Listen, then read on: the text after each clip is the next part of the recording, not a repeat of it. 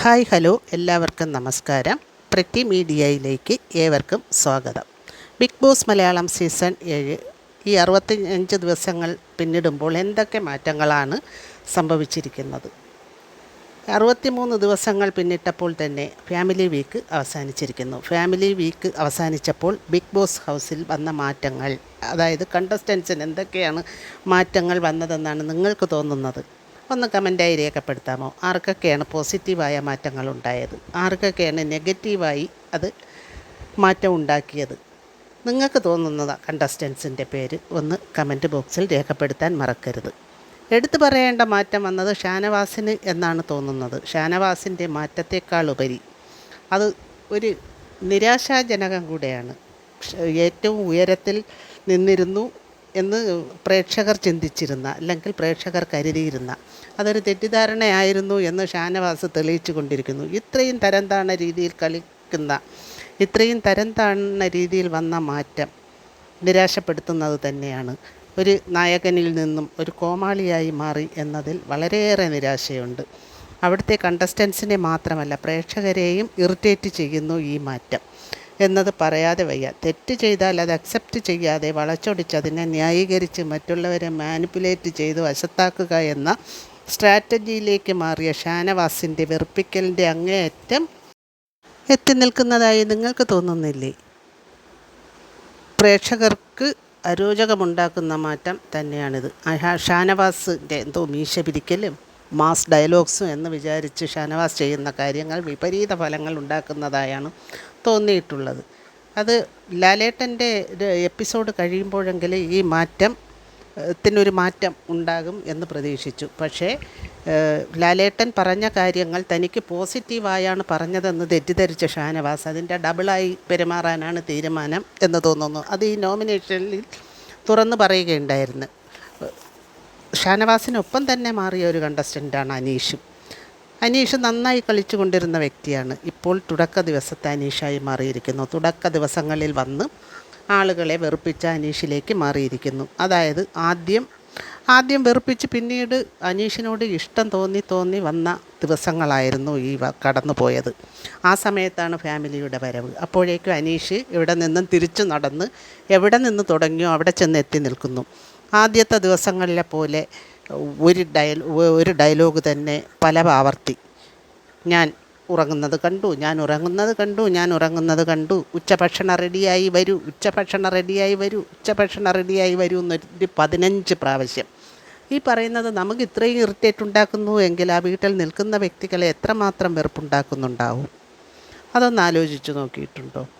എന്തൊരു കഷ്ടമാണിത്. അനീഷ് എവിടെ തുടങ്ങിയോ അവിടെ തന്നെ തിരിച്ചെത്തി നിൽക്കുന്നു. അനീഷ് ഷാനവാസും വെറുപ്പിക്കാൻ മത്സരിക്കുകയാണോ എന്ന് തോന്നിപ്പോകുന്നു പല ഘട്ടങ്ങളിലും.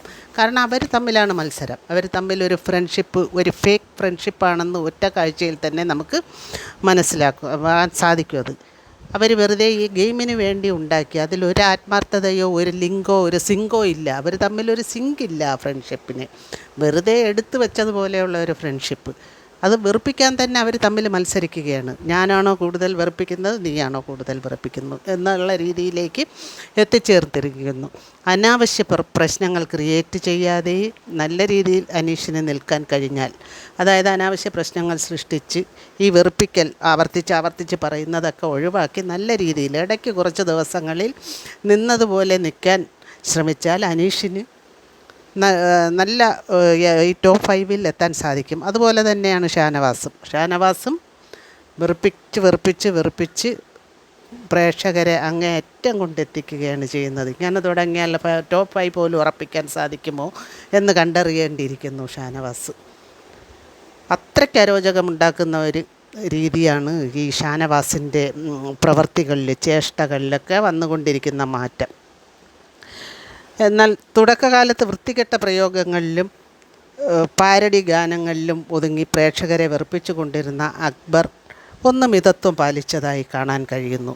ഫാമിലിയുടെ വരവ് ഉണ്ടാക്കിയ ഇമ്പാക്റ്റാണ് ഇതൊക്കെ. അതൊക്കെ എത്ര ആഴ്ച നിലനിൽക്കും എന്നുള്ളത് നമുക്ക് കണ്ടറിയേണ്ട കാര്യമാണ്. കാരണം ഈ സാധാരണഗതിയിൽ ഫാമിലി വീക്ക് കഴിഞ്ഞാൽ പിന്നെ അടുത്ത് വരുന്നത് എക്സ് കണ്ടസ്റ്റൻസിൻ്റെ വീക്കും എക്സ് കണ്ടൻസൻസ് പ്രവേശിക്കുന്ന വീക്കും അത് കഴിഞ്ഞ് ഫിനാലെയുമാണ്. അതുകൊണ്ട് തന്നെ ഈ ഫാമിലിക്ക് അധികം ഇമ്പാക്റ്റ് വീട്ടിനകത്തുണ്ടാക്കാൻ സാധിക്കാറില്ലായിരുന്നു. പക്ഷേ ഇപ്പോൾ ഈ ഏകദേശം ഗെയിം പകുതിയായതേ ഉള്ളൂ. അതുകൊണ്ട് തന്നെ ഇനിയും 10-30 ദിവസത്തെ ബാക്കി കിടക്കുന്നു.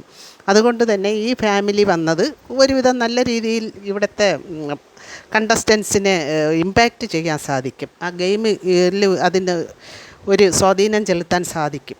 അതുകൊണ്ട് തന്നെ ഇനി ഇത് അവർ വന്നു പോയത് മറക്കുമ്പോഴേക്കും ഇവരെത്ര കണ്ട് മാറും എന്നൊന്നും അറിഞ്ഞൂടാ. എന്തായാലും അക്ബർ ഇതേ രീതിയിൽ ഒരു മിതത്വം പാലിച്ച് കളിച്ചാൽ അക്ബറിന് ടോപ്പ് 5 ഉറപ്പിക്കാം എന്ന് തന്നെയാണ് തോന്നുന്നത്. പക്ഷേ ഷാനവാസിൻ്റെയും അനീഷിൻ്റെയും മാറ്റമാണ് നമുക്ക് ഉൾക്കൊള്ളാൻ തന്നെ ബുദ്ധിമുട്ട് തോന്നുന്നത്. കുറച്ച് നയപരമായി ഇടപെടാനൊക്കെ അക്ബർ ശ്രമിക്കുന്നുണ്ട്. അതൊരു നല്ല മാറ്റം തന്നെയാണ്. അക്ബറിന് എൻ്റെ വോട്ടിങ്ങിലും അതിന് ഒരു വ്യത്യാസം കണ്ടു തുടങ്ങിയിരിക്കുന്നു. അത് ഇനി ഈ അക്ബർ ഇതേ രീതിയിൽ പോയാൽ ടോപ്പ് 5 എത്താം എന്നുള്ള കാര്യത്തിൽ സംശയമില്ല. നെവിൻ്റെ മാറ്റവും ശ്രദ്ധയാണ്. ഏതായാലും നെവിൻ്റെ ഗെയിം താഴേക്ക് പോയിട്ടില്ല. പക്ഷേ നെവിൻ്റെ ഗെയിം എന്ന് പറയുമ്പോൾ നെവിൻ എപ്പോഴും ഒരു ഫുഡ് അതും ഒരു ചെറിയ രീതിയിലൊക്കെ ചെയ്യുമ്പോൾ ചില സംഭവങ്ങൾ നമുക്ക് രസം തോന്നും. കട്ടെടുക്കുന്നതും തട്ടിപ്പറിച്ചുകൊണ്ട് ഓടുന്നതും ഒക്കെ ഒരു രസം തോന്നും. പക്ഷേ എല്ലായ്പ്പോഴും അതൊരു സ്വഭാവമാക്കി മാറ്റുമ്പോൾ അത് നമുക്ക് ഇറിറ്റേഷൻ ഉണ്ടാക്കുന്നു. ഒരു ഫുഡെന്ന് പറയുമ്പോൾ അവിടെ ഏതായാലും റേഷൻ ലഭിക്കുന്ന സ്ഥലത്ത് ഒരു സാധനം കിട്ടിയാൽ എല്ലാവർക്കും പങ്കുവെച്ച് കൊടുത്ത് കഴിക്കുക എന്നുള്ളത് ശരിയാണ്. ഒരു 100% കൊടുത്ത് ആർക്കും ആ വീട്ടിൽ ഗെയിം കളിക്കാൻ സാധിക്കില്ല എന്നുള്ള കാര്യം ഉറപ്പാണ്. ഒരു 70% നേരെ നിൽക്കുക എന്നുള്ളതാണ് ഓരോ കണ്ടസ്റ്റൻസും ശ്രദ്ധിക്കാനുള്ള കാര്യം. അത് നെഗറ്റീവാക്കി നമ്മൾ കുറേ വോട്ടുണ്ടാക്കിയിട്ടൊരു കാര്യമില്ല. ഈ നെഗറ്റീവ് ഇഷ്ടപ്പെടുന്ന ആൾക്കാരും കാണും, പോസിറ്റീവ് ഇഷ്ടപ്പെടുന്ന ആൾക്കാരും ഉണ്ടാവും. എന്നാലും എല്ലാവരും പോസിറ്റീവായി നിൽക്കുക, എന്നാലും നെഗറ്റീവ് ആവുന്നതിന് കുഴപ്പമില്ല. പക്ഷേ ഈ വെറുപ്പിച്ച് അങ്ങേയറ്റം എത്തിക്കുമ്പോഴാണ് ഇതൊരു അരോചകമായി മാറുന്നത്. ആദിലയും നൂറയും അതുപോലെ വലിയ മാറ്റമൊന്നും ഉണ്ടായതായി ഈ ഫാമിലി വീക്ക് കൊണ്ട് മാറ്റം ഉണ്ടായിട്ടില്ല.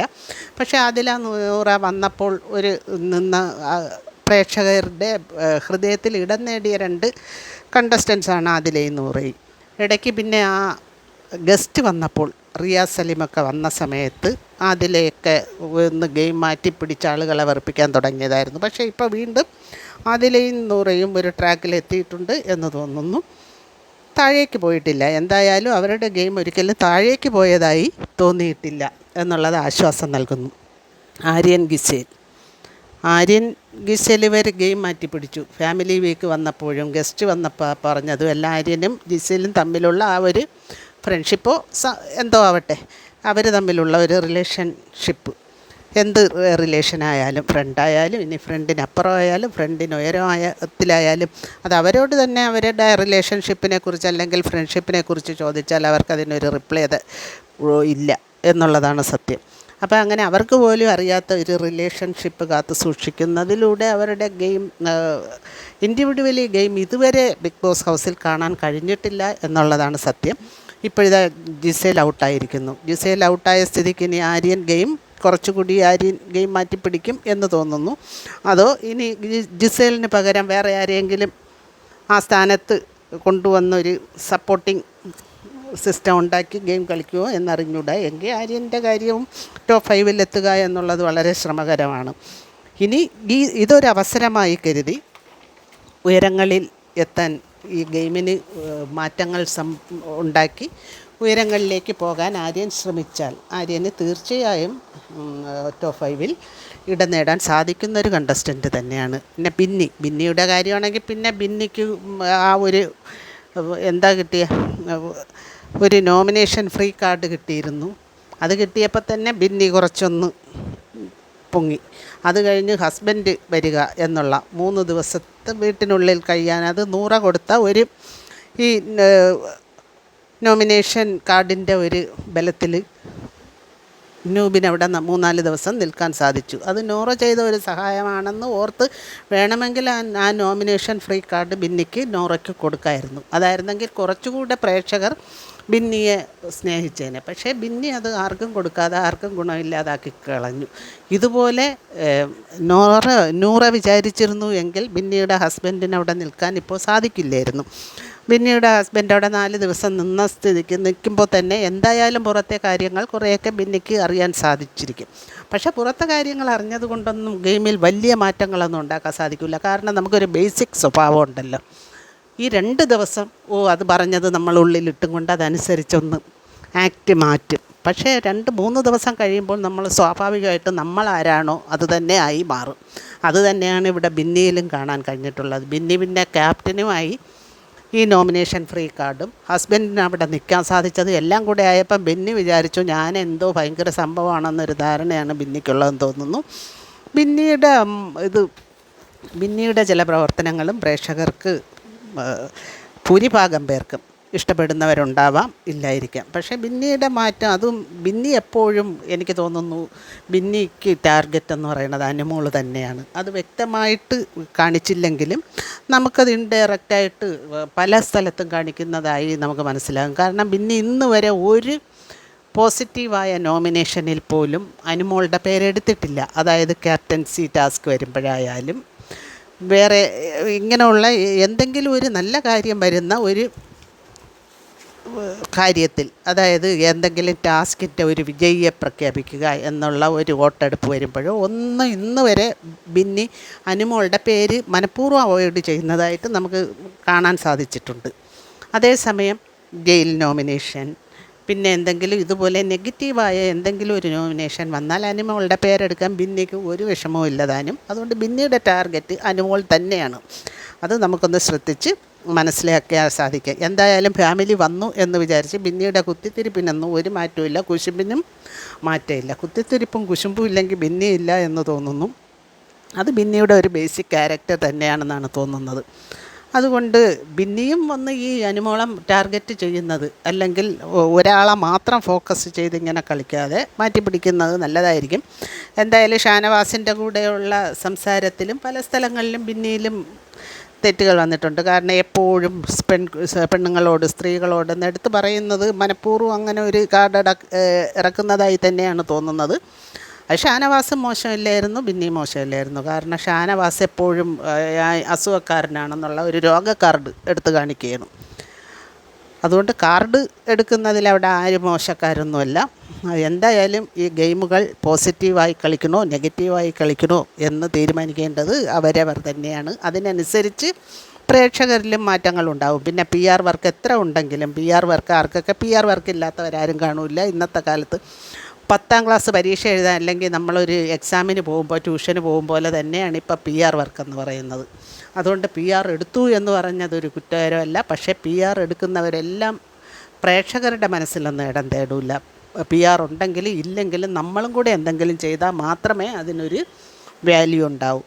അതുകൊണ്ട് PR ഉണ്ട്, അവർക്ക് ജയിക്കുന്നവരുടെ എല്ലാം തലയിൽ അവർ PR വെച്ചിട്ടാണ്, അത് വെച്ചിട്ടാണെന്ന് പറഞ്ഞിട്ട് കാര്യമില്ല. PR ഉണ്ടെങ്കിൽ നമ്മൾ എന്ത് ചെയ്യുന്നു അത് ഒരു പ്രധാന ഭാഗം തന്നെയാണ്. നമ്മൾ ബിഗ് ബോസ് ഹൗസിൽ പ്രേക്ഷകർക്ക് വേണ്ടി എന്ത് ചെയ്യുന്നു, അല്ലാതെ എന്തെങ്കിലും ഒന്നും ചെയ്തിട്ട് കാര്യമില്ല. പ്രേക്ഷകരുടെ പൾസറിഞ്ഞ് കളിക്കണം, എന്നാൽ മാത്രമേ അവർക്ക് മുന്നിലെത്താൻ സാധിക്കുകയുള്ളൂ എന്ന് തന്നെയാണ് എൻ്റെ വിശ്വാസം. അല്ലാതെ ആരും ഇങ്ങനെ ഇറിറ്റേറ്റ് ചെയ്യുന്ന, അല്ലെങ്കിൽ നമുക്കിഷ്ടപ്പെടാത്ത ഒരാളെ ഇനി എത്ര PR ഉണ്ടെങ്കിലും എത്ര പേരെടുത്ത് ഉയർത്തി കാണിക്കാൻ ശ്രമിച്ചാലും നമ്മൾ അവരെ വോട്ട് ചെയ്യാൻ തയ്യാറാവുകയോ ഇല്ല. അതുപോലെ തന്നെയാണ് ഈ കാര്യം.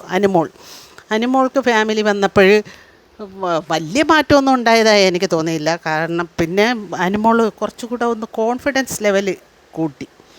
മുമ്പ് അനുമോൾ ഞാൻ ചെയ്യുന്നത് തെറ്റാണോ ശരിയാണോ, ഇത് പറഞ്ഞാൽ കുറ്റമാവുമോ അത് പറഞ്ഞാൽ കുറ്റമാവുമോ എന്നൊരു ഡൗട്ട് എപ്പോഴും അനുമോളുടെ ഭാഗത്തുണ്ടായിരുന്നു. പ്രത്യേകിച്ച് ആദ്യം ആ ഒരു സംഭവം ഉണ്ടായി, ലാലേട്ടൻ വന്ന് വഴക്ക് പറഞ്ഞതിന് ശേഷം അനുമോൾ എന്ത് ചെയ്യുമ്പോഴും അനുമോളുടെ മുഖത്തൊരു ഭീതി നമുക്ക് കാണാമായിരുന്നു. ഇത് കുറ്റമാവുമോ പറഞ്ഞില്ലെങ്കിൽ കുഴപ്പമാവുമോ എന്നുള്ള ഒരു കൺഫ്യൂഷൻ ഉണ്ടായിരുന്നു. ആ ഒരു കൺഫ്യൂഷൻ അനുമോൾക്ക് മാറിക്കിട്ടി. അനുമോളുടെ അഭിപ്രായങ്ങളിലെല്ലാം കുറച്ചുകൂടി ഒരു ദൃഢത വന്നിട്ടുള്ളതായി തോന്നി. കുറച്ചുകൂടി സ്ട്രോങ് ആയി. ആദ്യമേ സ്ട്രോങ് തന്നെയാണ്, അനുമോൾ സ്ട്രോങ് തന്നെയാണ്. പക്ഷേ കുറച്ചുകൂടി ആ ഒരു സ്ട്രോങ്ങിനൊരു ബലം വന്നു എന്ന് തോന്നി ഫാമിലി വീക്ക് കഴിഞ്ഞപ്പോഴേക്കും. എന്തായാലും ഫാമിലിയുടെ കടന്നുവരവ് അനുമോളെ തളർത്തിയിട്ടില്ല, ഒന്നുകൂടി സ്ട്രോങ് ആക്കാൻ മാത്രമേ സഹായിച്ചിട്ടുള്ളൂ എന്നാണ് തോന്നുന്നത്. പിന്നെ സാബുമാന് മാറ്റമൊന്നുമില്ല. സാബുമാൻ അതുപോലെ തന്നെ ചിരിച്ച് ഇങ്ങനെ നടക്കുന്നു. ഒന്നും ചെയ്യാതെ നിന്നാലും കുറച്ച് ഓട്ടൊക്കെ കിട്ടും, അതുകൊണ്ട് രക്ഷപ്പെടാം. അതായത് മറ്റുള്ളവർ അതിലേറെ വെറുപ്പിക്കുമ്പോൾ, മറ്റുള്ളവർ പ്രേക്ഷകർ പ്രതീക്ഷ അർപ്പിച്ചിരുന്ന കണ്ടസ്റ്റൻസ് വെറുപ്പിച്ച് താഴേക്ക് വരുമ്പോൾ അവരെ തറപ്പിക്കാൻ വേണ്ടി വോട്ട് ചെയ്യുന്നതാണ് സാബുമാൻ എന്നാണ് തോന്നുന്നത്. അതുകൊണ്ട് സാബുമാന് വലിയ മാറ്റമൊന്നുമില്ല. അതേ ഒരു പാലത്തിൽ കൂടെ തന്നെയാണ് സാബുമാൻ ഇപ്പോഴും കടന്നു പോകുന്നത്. പിന്നെ ലക്ഷ്മിക്ക് എന്തൊക്കെയോ മാറ്റങ്ങൾ വരുത്തണമെന്ന് ആഗ്രഹമുണ്ട്, എന്തൊക്കെയോ ചെയ്യണമെന്നുണ്ട്. എന്തിനോ തിളയ്ക്കുന്ന സാമ്പാറെന്ന് പറഞ്ഞതുപോലെ ലക്ഷ്മി അവിടെ എന്തൊക്കെയോ കാട്ടിക്കൂട്ടുന്നുണ്ട്. പക്ഷേ ഒന്നിനും ഒരു ക്ലാരിറ്റിയും ഇല്ല, അടുക്കും ചിട്ടയില്ല. മറ്റുള്ളവരാരും ഒന്നും ചെയ്യുന്നില്ല എന്ന് പറയാൻ ലക്ഷ്മി മുമ്പിലാണ്. പക്ഷേ ലക്ഷ്മി എന്തു ചെയ്യുന്നു എന്നുള്ളത് ഒരു ആത്മപരിശോധന നടത്തുന്നത് നന്നായിരിക്കും എന്ന് തോന്നുന്നു. അത് ലക്ഷ്മി ഇങ്ങനെ പോയാൽ ലക്ഷ്മി എങ്ങനെയാണ് ഇത്രയും നിൽക്കുന്നതെന്ന് തന്നെ അറിയില്ല. കാരണം ലക്ഷ്മി കാര്യമായിട്ടൊന്നും ചെയ്യുന്നില്ല, ചുമ്മാ ആവശ്യമില്ലാത്ത കാര്യങ്ങളിൽ തലയിട്ട് പ്രശ്നം ഉണ്ടാക്കുന്നതല്ലാതെ ആവശ്യമുള്ള ഒരു കാര്യത്തിലും ലക്ഷ്മി തലയിടുന്നുമില്ല, അതിനെക്കുറിച്ചൊരു അഭിപ്രായവും പറയുന്നില്ല, ഒരു കാര്യവും ചെയ്യുന്നുമില്ല. എന്തായാലും നമുക്ക് മറ്റൊരു വീഡിയോയുമായി വീണ്ടും കാണാം. ഇനി വരുന്ന വീഡിയോകൾ നിങ്ങൾക്ക് ലഭിക്കുന്നതിനായി ലൈക്ക് ചെയ്ത് സബ്സ്ക്രൈബ് ചെയ്ത് ഷെയർ ചെയ്യാൻ മറക്കരുത്. നന്ദി, നമസ്കാരം.